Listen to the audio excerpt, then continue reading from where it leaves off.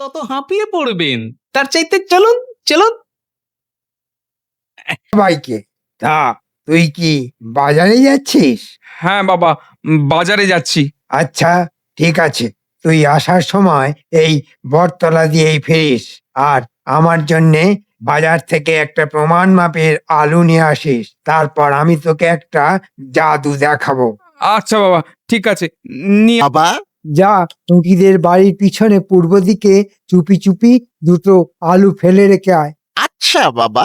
তাড়াতাড়ি গিলি ফট। বাড়ির পিছনে গিয়ে পূর্ব দিকে একটু মাটি খুলে দেখ, দুটো আলু পাবি। দে আমার কাছে আসতে।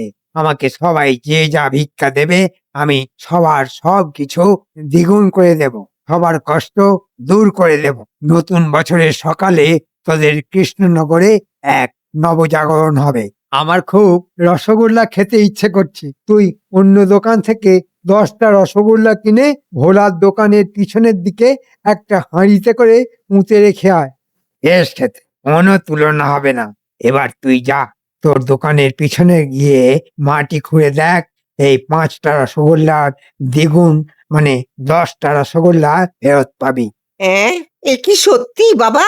যা,